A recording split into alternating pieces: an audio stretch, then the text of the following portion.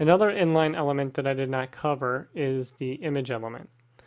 The image element is a unique one in that you would think it would be a block element because it is a large piece of content that is separate from the rest of the page. But in fact, it's actually an inline element. So if I were to add an element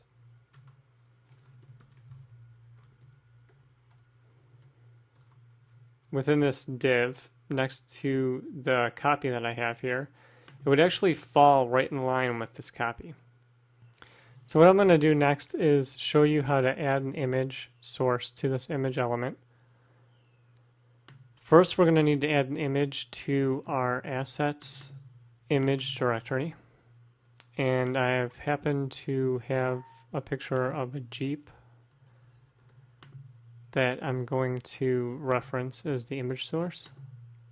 So we're going to have to remember this path, assets image jeep.jpg.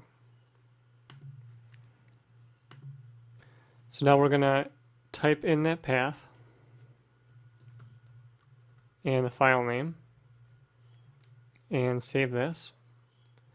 And then if we go and look in a web browser, we can see that this image element is an inline element because it falls in line with the paragraph text and the text just wraps right around it. You can see the period right here. Images are also interesting because they differ from most web page content, which is text. Aside from video, images are really the only other element that differs in this way. To see an example of how we can add a block element to break this image onto a separate area and block it out, we can add a div around our inline image element. And as you can see, it's made a new line and separated it out from the paragraph text. It's important to keep in mind that inline elements need to be within a block element, whereas block elements cannot be within inline elements. For example, if I wanted to create a hyperlink, if I were to put that hyperlink around this div element,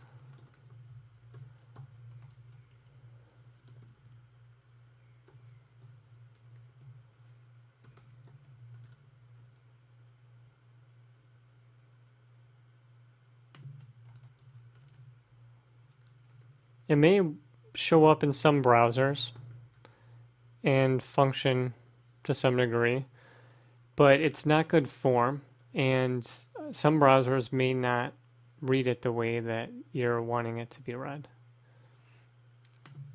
So it's always good to keep in mind that inline elements need to stay within a block element. So I could add this hyperlink around the image.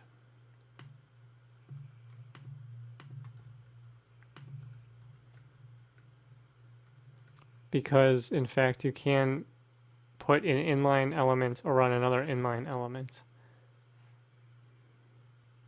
So now my image will link to jeep.com.